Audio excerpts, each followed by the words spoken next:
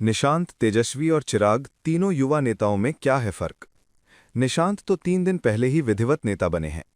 दीपक प्रकाश और संतोष मांझी भी इसी कैटेगरी के नेता हैं। आइए देखते हैं लालू प्रसाद यादव, रामविलास पासवान, जीतन राम मांझी, उपेंद्र कुशवाहा और मुख्यमंत्री नीतीश कुमार में से कौन है सबसे बड़े परिवारवादी। सभी के पुत्र हैं राजनीति में, लेकिन किनके पुत्र हैं कितने पानी में? आइए सबसे पहले तेजस्वी प्रसाद यादव की बात करते हैं। तेजस्वी प्रदेश ही नहीं, देश के बड़े नेता लालू प्रसाद यादव और पूर्व मुख्यमंत्री राबड़ी देवी के पुत्र हैं। बहुत कम उम्र में लालू प्रसाद ने अपने दोनों पुत्र तेज प्रताप और तेजस्वी को राजनीति में लाकर बड़े बड़े नेताओं को छोड़ अपने बेटे को वागडोर थमा दी। लालू प्रसाद को बिहार और पार्टी की चिंता कम और परिवार की चिंता अधिक सताने लगी। लालू परिवार का हर सदस्य की राजनीतिक महत्वाकांक्षा इतनी बढ़ गई कि परिवार के हर भाई बहनों के बीच महाभारत होने लगा।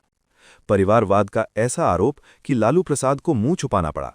पार्टी के हर बड़े नेता लालू प्रसाद के इस परिवारवाद से दुखी रहने लगे।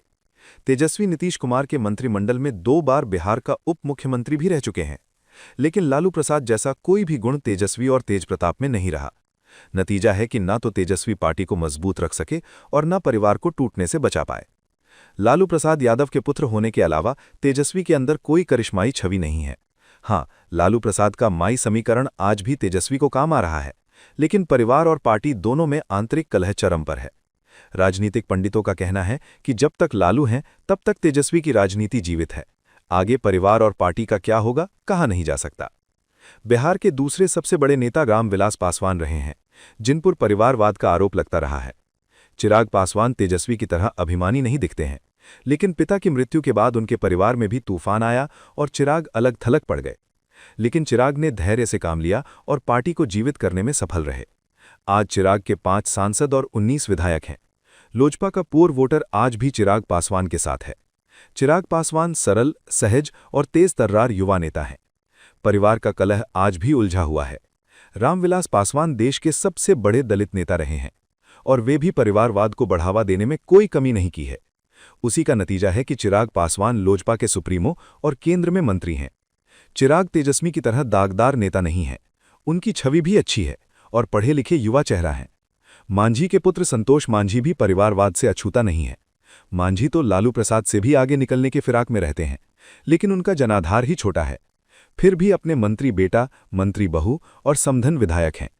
जहां तक संतोष मांझी की बात है तो वे भी करिश्माई नेता नहीं हैं। उपेंद्र कुशवाहा, जो नीतीश कुमार और कर्पूरी ठाकुर के राह पर चलने वाले नेता माने जाते थे, उन्हें भी परिवारवाद का रोग पिछले विधानसभा चुनाव में लग गया और बेटा मंत्री, पत्नी विधायक और खुद सांसद हैं। अब बात करते हैं मुख्यमंत्री नीतीश कुमार की, जिनके ऊपर अभी तक किसी भी तरह का दाग नहीं लगा था। उनके पुत्र निशांत 51 वर्ष की उम्र में राजनीति करने उतरे हैं, वो भी तब जब नीतीश कुमार राज्यसभा जा रहे हैं। उन्होंने कभी अपने किसी परिवार के किसी सदस्य को राजनीति में नहीं एंट्री होने दिया। निशांत भी तभी जदयू ज्वाइन किया है जब पार्टी और जदयू कार्यकर्ताओं का भारी दबाव पड़ा है। तब ये भी तय है कि देर से ही सही निशांत को बिहार में बड़ी जिम्मेदारी मिलने की बात हो रही है। नीतीश कुमार को लालू प्रसाद, रामविलास पासवान, जीतन राम मांझी और उपेंद्र कुशवाहा की तरह परिवारवाद का आरोप नहीं लगा सकते। नीतीश कुमार ने बिहार की तकदीर और तस्वीर दोनों बदल कर रख दी है और सबसे लंबे अरसे तक बिहार के मुख्यमंत्री रहने वाले इकलौते नेता हैं। जहां तक तेजस्वी, चिराग, निशांत और दीपक प्रकाश की बात है तो सभी युवा नेता के पिता की बनाई पार्टी है और सभी का बिहार में अपना अपना जनाधार है।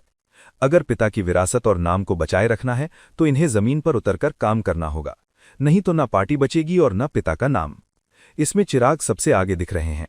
उन्होंने पिता की अनुपस्थिति में पार्टी को भी बचा लिया और पिता